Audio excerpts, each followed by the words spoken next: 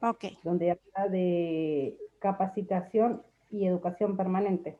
Bien.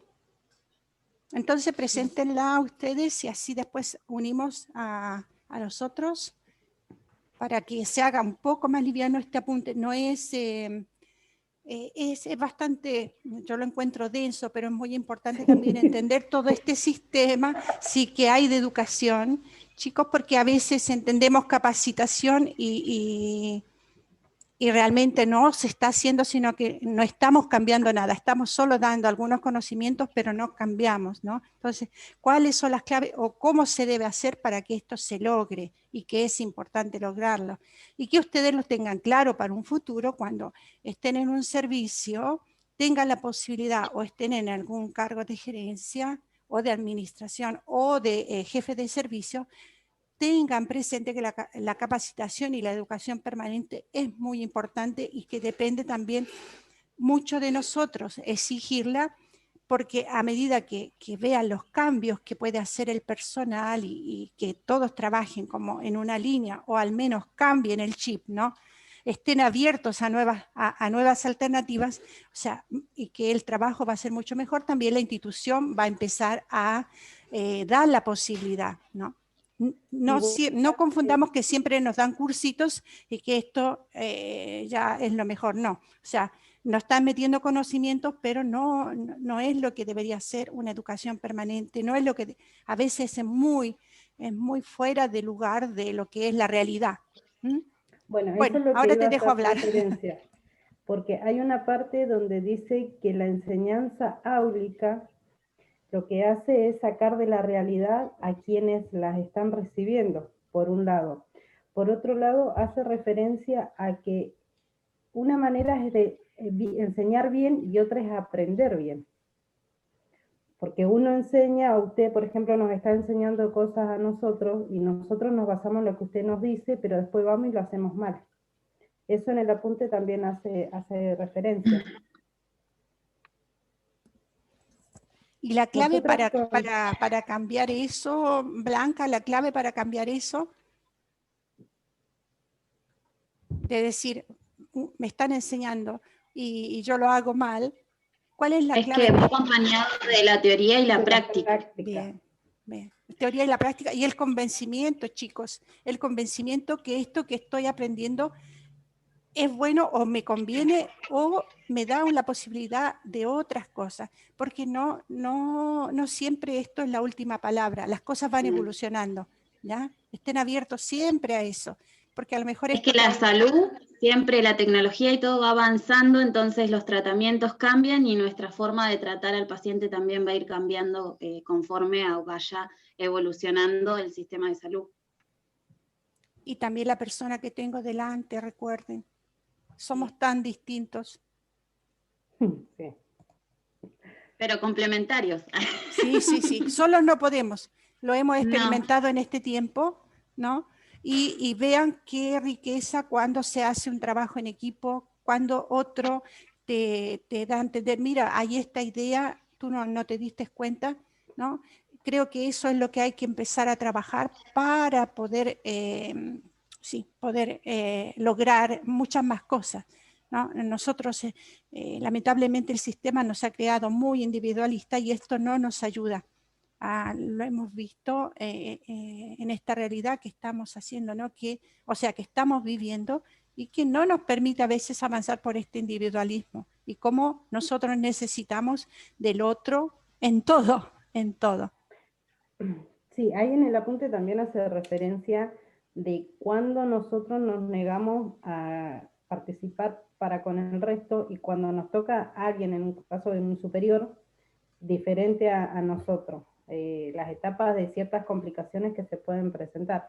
Ya que usted lo mencionó que era denso el artículo, nosotros con Majo lo que hicimos fue de ese artículo rescatar lo más importante. Bien. Porque Era denso. nos pasamos un sábado bastante complicado con la compañera, pero sí llegamos a entender cuál era el objetivo del artículo. Ok. ¿Comparto? o con lo que hablamos? No, comparte, porque es mejor que lo desarrollen y lo presenten para que los demás, porque los demás leyeron su parte. No sé si fueron a leer también la que les tocaba a ustedes para complementar. Eso no lo sé. Sí, enseguida, espera un segundito. Ok.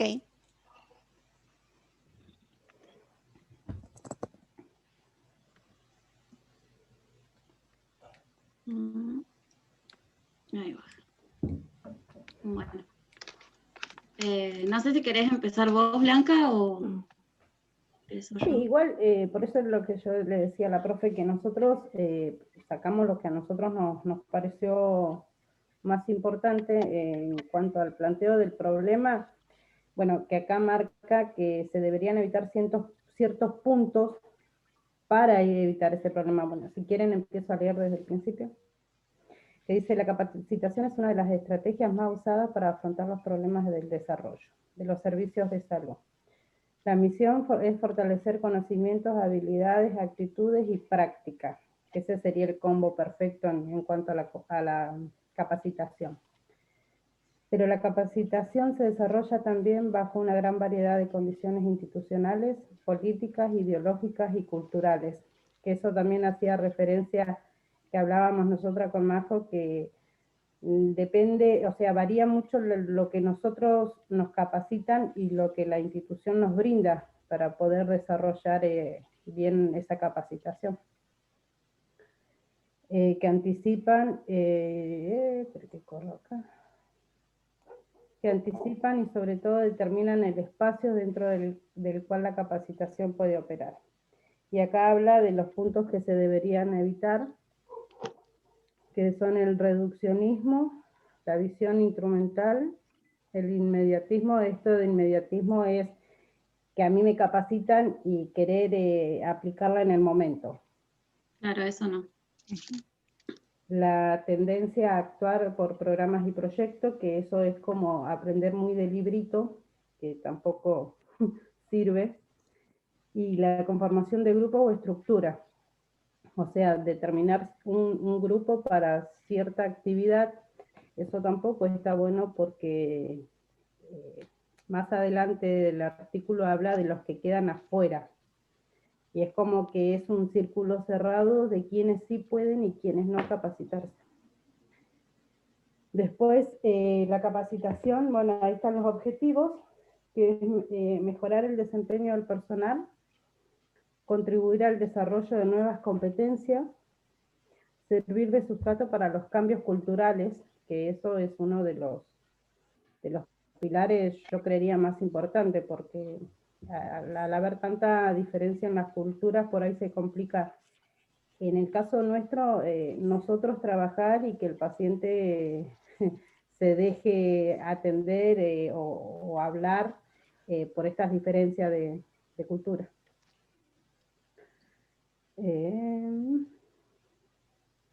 Bueno, esto es lo que es las cuestiones principales, que es la acción de capacitación y la capacitación como estrategia global. La acción de capacitación implica un proceso de educación permanente. Si bien toda capacitación apunta al mejoramiento del desempeño del personal, no así de acciones de cambios institucionales. Eso es lo que yo mencionaba anteriormente, de que doy un ejemplo muy básico. Uno cuando hace la libreta sanitaria, que en mi caso me ha tocado hacerla, el curso que te dan es espectacular, pero cuando vos entras a trabajar a un restaurante o algún lugar de cocina, de esos puntos que te enseñan a cumplir a vos, se cumplen el 2%. Y esto es en base a lo institucional. En el tema salud pasa lo mismo, obviamente que no con un plato de comida o una heladera, pero digo, hace referencia más o menos a eso para que entiendan. Bueno, acá es donde habla de que se pueden albergar en los procesos distintas acciones específicas de capacitación, pero no a la inversa. ¿Pueden estar dirigidas? Bajamos, por favor. Sí. A grupos específicos de trabajadores, desde que estén articuladas a la estrategia general o de cambio institucional. Y finalmente, que todo proceso de educación permanente requiere ser pensado, diseñado y operado a partir del análisis estratégico y de la cultura. Obviamente cultura institucional, hablando siempre de la institución en sí. Se aspira a contribuir para el desarrollo de una estrategia educativa integral orientada a transformaciones de los servicios de salud y comprometidas con el desarrollo permanente de los recursos humanos. ¿Querés seguir? Bien. Sí, acá, bueno, en el punto 2, que son viejos problemas, la persistencia del modelo escolar. Bueno, remarcamos que la mirada se reduce a la definición de métodos o técnicas de trabajo, ocultando la direccionalidad de los procesos. En otros términos, pensar a que apuntan las iniciativas de la capacitación, si a la actualización de conocimientos o a las competencias técnicas específicas o a promover cambios en las organizaciones de los servicios. Actualización en nuevas informaciones o nuevas tecnologías, solidario con este paradigma de transmisión escolar, se realizan también acciones de educación para la salud dirigidas a la comunidad. Reunirlas para decirles lo que debe ser, para brindarle instrucción distante de lo que efectivamente hacen o de los problemas y condiciones en los que lo hacen, y aún en los códigos semánticos a través de los cuales ellas se comunican. Se supone que con ello se ha contribuido a transformar los métodos de actuación o de interacción. La experiencia acumulada y las evaluaciones a lo largo de la década han mostrado que a la hora de la aplicación a la práctica nunca llega y que el cúmulo de los esfuerzos y recursos no alcanza los resultados esperados, aun cuando en algunos casos se alcanzan aprendizajes individuales a través de la capacitación. Esto no siempre se traduce en el aprendizaje organizacional, esto es, no se trasladan a la acción colectiva. O sea, lo que están ahí era lo que nos va presentando el apunte, que al final nos enseñan muchas cosas y que no, en la práctica no las podemos usar. Claro. Pero a lo mejor rescatando algo también, chicos, de esto, recuerden que hay conocimientos que yo los puedo tener y en algún momento me van a servir. Eso también es importante tenerlos presentes, porque hay prácticas que no me van a ayudar, pero que en algún momento, situación, si yo las conozco, me pueden servir. Solo que a lo mejor lo que nos llama el artículo, estos viejos problemas que siempre se presentan, es que nos quedamos solo en eso y no evolucionamos. No sé si me explico. Sí. Okay. Sí, igual habla también del desarrollo, de que, por ejemplo, hace 20 años atrás no era lo mismo que ahora, pero igual se alcanza un cambio. Uh-huh. Okay. Bien. Bueno, después, habla de los cambios en los enfoques educativos, revisitando la educación permanente en la salud, que esto dice que se ha transformado en los últimos años en cuanto a la reflexión crítica de las tendencias clásicas y los aportes de sociología de las organizaciones, el análisis institucional y la perspectiva de la educación de adultos, particularmente en situación de trabajo, que es cuando la persona está ejerciendo y está capacitándose. La educación continua de tradicional desarrollo en el sector de salud es conceptualizada como centrada en la actualización de conocimientos de enfoque disciplinario en ambientes áulicos y se basa en técnicas de transmisión.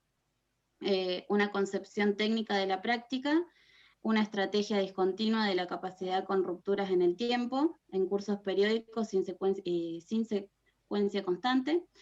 La educación continua se dirigió al personal médico y aunque con menos énfasis alcanzó al grupo de enfermería, centrada en cada categoría profesional, fue muy poco presente en la perspectiva del equipo y diversos grupos de trabajadores no han sido habitualmente incluidos en sus acciones. Eso es lo que decía Blanca, que se capacita a un sector y a otro por ahí se lo deja de lado.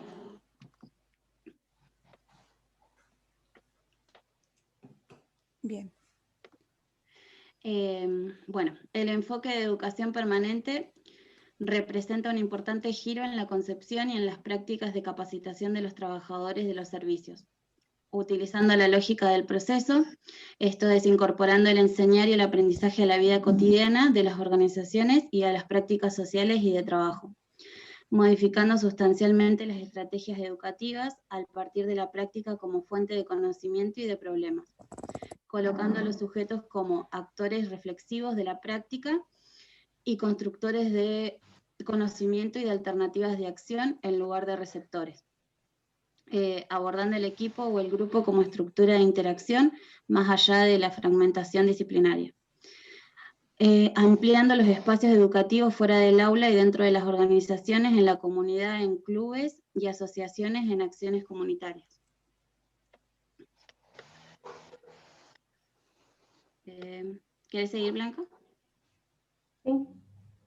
Bueno, y el último punto, que es de educación permanente y en el cambio en las prácticas, dice que en la misma dirección la mayor parte de los estudios del aprendizaje concentraron su interés en el proceso del desarrollo.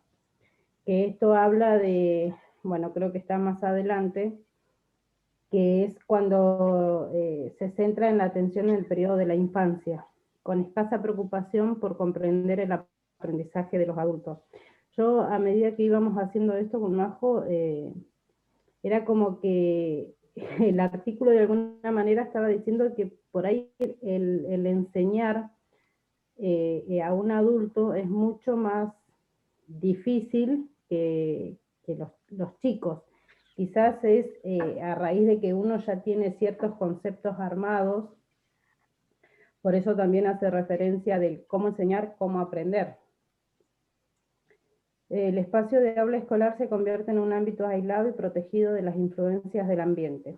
Diversos estudios destacan los límites y las carencias que se observan entre lo aprendido en la formación de grado, particularmente en la educación universitaria, y el momento de inserción en la práctica profesional. Constituye al mismo tiempo una fortaleza y una debilidad. Esto es lo que yo mencionaba anteriormente, de que una cosa es cómo lo aprendamos y otra cosa es cómo lo hagamos, que nada está garantizado. Concepto que es particularmente importante cuando se está trabajando en educación de adultos, en situaciones de trabajo. Justificamos este artículo acerca de la relación entre el aprendizaje y la organización. Contexto de la práctica en el servicio de salud con los siguientes puntos.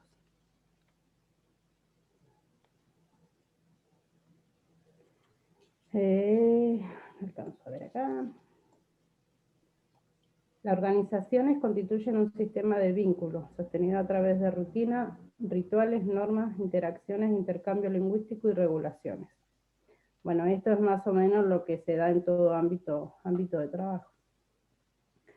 Si los procesos educativos en servicio no incluyen en el marco el análisis de estos vínculos, difícilmente colaborará para transformarlo.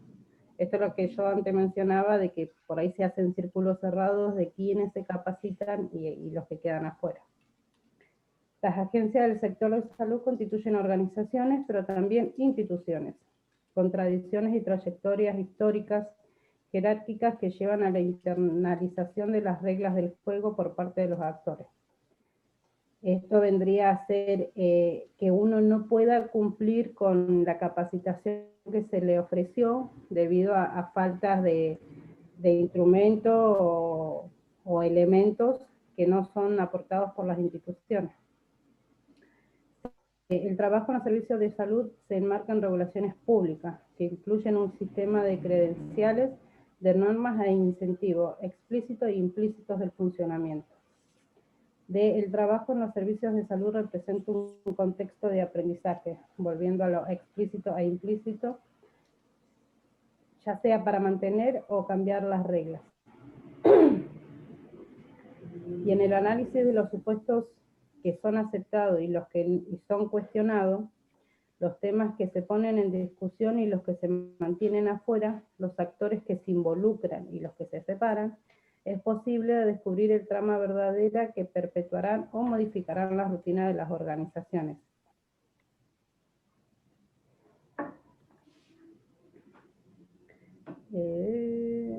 ¿Dónde quedé? Acá.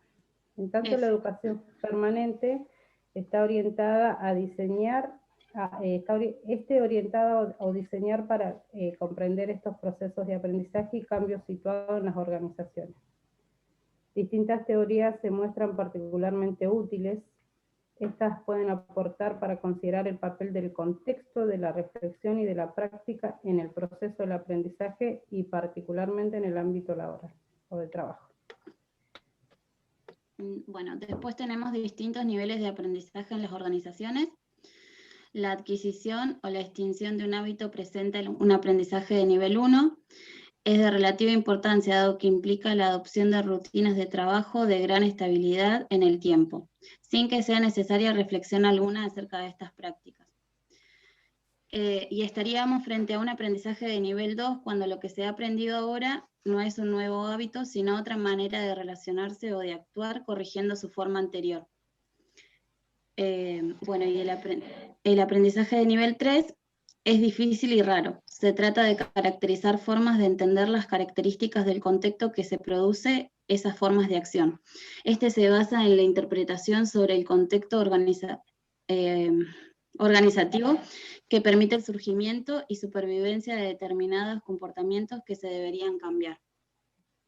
Chicos, acá esto es importante, no sé si lograron captar, pero miren, es cuando nosotros tenemos un nivel 1, ¿no? Ya aprendimos, son rutinas de trabajo. En el nivel 2 lo hemos adoptado como hábito, lo hacemos. Y este nivel 3, que es difícil y raro, es cuando nos convencemos. Es cuando realmente estamos convencidos de que esta acción, ¿no? Va a servir y que no solo me convenzo yo como persona o como trabajador, sino la institución hace también el cambio y ahí sí se van a lograr los cambios, ¿no? Después en los modelos de Patterson y Argerich nos van a dar un poco más la pauta, pero por eso dice, este nivel 3 es raro. ¿Por qué? Porque es muy difícil cambiar una institución o que la institución adopte, porque si la institución adopta va a ser por obligación y nosotros siempre nos vamos a quedar en el nivel 2. Nos están obligando a hacer eso, pero no porque nos convencimos, porque realmente vemos que es algo bueno, que nos ha dado resultado. No sé si se logra entender. Sí, no. O no. Me parece un que... ejemplo, profe. Por ejemplo, si la institución, o sea, supongamos, hay educación permanente. A ver, les voy a dar un ejemplo real, concreto, no de acá porque no tengo la experiencia, pero donde yo trabajaba nos hacían educación permanente y todos los días, todos los lunes sabíamos que sí o sí teníamos una hora de educación en el Ateneo y por grupos, y se hacía en equipo, trabajaba todo el equipo de salud de los distintos turnos, ¿no? En el turno, por ejemplo, de la mañana, la mitad iba a una hora, la otra mitad iba a la otra hora, y así podía participar el turno completo. Lo mismo pasaba en los demás turnos.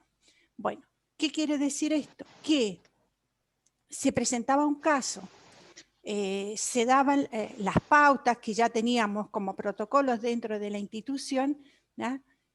Y a lo mejor adquiríamos, ¿no?, un hábito, nos decían toda la importancia que esto tenía, lo aprendíamos, ¿ya?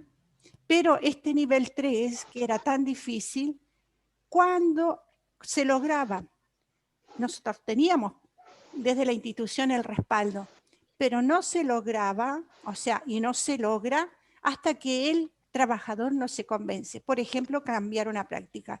En vez de preparar la medicación, supongamos con fisiológica solo, cambiar ahora estoy diciendo otra cosa distinta, cambiar a solo diluyente. Hacer la dilución de una medicación siempre directamente y no diluyéndola con poco y después llevándola a su nivel máximo. Esto sobre todo en neonatología lo hacemos así. O sea, como que nos obligaron a hacerlo para poder dar dosis exacta. Entonces, diluías en 5 centímetros y llevabas a 10. Después llevabas estos 5, lo diluías en más y lo volvías al frasco y de ahí sacabas la cuenta. Porque era el único modo de que fuera completo. Pero hasta que no te convences tú, no cambian las cosas. Y esto en una cosa que deberíamos saber desde que vinimos formados en la universidad o en el instituto donde se haya estudiado, ¿no? Algo simple. O aprender el manejo de una UCI, de toda la parte tecnológica, ¿no? Que me ayuda mucho, pero que si yo no la acepto, como costó mucho aceptar de tener que anotar todo en la historia clínica online, ¿no? Entonces, esto también, no sé si hay alguien que está interfiriendo, si se puede silenciar el micrófono porque no me doy cuenta quién es.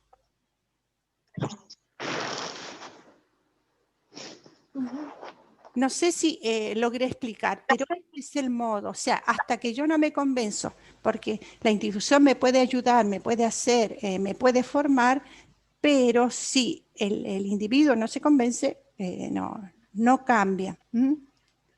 Sí, perfecto. Porque es formas de entender las características, o sea, de dónde estoy, lo que tengo. Si te dan el material, te dan la oportunidad, te forman, ¿no? Y el contexto organizativo también te permite todo esto. Que justo iba a decir que el nivel 3 es como la aceptación propia. Uno aceptar que eso tiene que ser así. Sí, y que hay que cambiarlo, ¿no? O aceptar que lo que estaba haciendo no era correcto, o que si era correcto, pero a lo mejor lo que me están proponiendo es mejor en este sentido. Igual cada vez se dificulta más que se pueda producir este tipo de cambios así en los niveles que nosotros acabamos de especificar, porque antes, no sé, se indicaba una medicación y se indicaba la medicación y se le pasaba la medicación. Después la historia clínica, ya mucho no le gustaba tener que ir y escribir la historia clínica o revisar la historia clínica. Y eso ahora pasó todo a computadora. Y es como que también les cuesta tener que ir a la computadora y escribir todo, o ir a la computadora y buscar cuál era el resumen de la última consulta. Entonces, cada vez se hace más difícil que esos 3 niveles se cumplan, porque quizás cuando vos terminaste de aceptar que tenés que establecerte con la historia clínica, apareció la computadora. Ya te cambia todo. Claro, siempre va evolucionando. Siempre va a haber. Bueno, a ver, ¿qué nos dice Battenson con esto? Bueno, un poco también lo que explicaba usted, que nos obliga a pensar en la organización y su entorno como un contexto de aprendizaje. Parecido a Battenson, Ari Iris plantea una visión similar, donde distingue el aprendizaje de circuito simple y de circuito doble. El circuito simple lo plantea cuando el aprendizaje requiere solamente la modificación de estrategias para lograr un objetivo. Pregunta unidimensional obtiene una respuesta unidimensional. Y el circuito doble significa una visión de los valores que rigen nuestra propia conducta, pero en tanto modifica pautas de relación. Es también una alteración del statu cuando requiere la modificación del programa maestro. Es indispensable para poder remover modelos mentales y estructuras de relación. Y dice que Ari Iris describe el fracaso en procesos de aprendizaje. Esto no se relaciona simplemente con errores de diseño educativo, sino de problemas de los modelos de aprendizaje limitados. Las rutinas defensivas en sí no son errores, son acciones hábiles, ya que no requiere la atención consciente del autor, y son ejecutados por programas maestros, que producen automáticamente la conducta en la vida cotidiana. Y ahí terminó. Ok, entonces lo que entendemos de acá, que nos está dando, es esto, o sea, nosotros tenemos que aprender también de los errores, ¿sí? No solo decir, me equivoqué, te equivocaste y te doy sanciones, etcétera, etcétera, sino que desde ese error tomarlo y por eso es bueno esta educación permanente. ¿Por qué? Porque nos permite, desde el error que se cometió, supongamos, en una medicación o en una práctica, desde ese error, ¿cómo podemos hacer para modificar, para no volver a caer en esto? O cuáles son las atenciones que debemos tener. Y esto nos va a ayudar para mejorar. Y ya no va a ser tan difícil, o sea, el aceptar el error, que es normal. Puedes dejar de compartir, no sé si era Blanca o María José. A ver, sí. Entonces esto nos va a ayudar a que esos errores que cometemos sean como la forma para corregirnos. Y no solo de recalcar, sino que, bueno, se cometió, pero ¿cómo lo podemos corregir? ¿Cuáles son las estrategias que nosotros podemos presentar para que esto no se vuelva a repetir?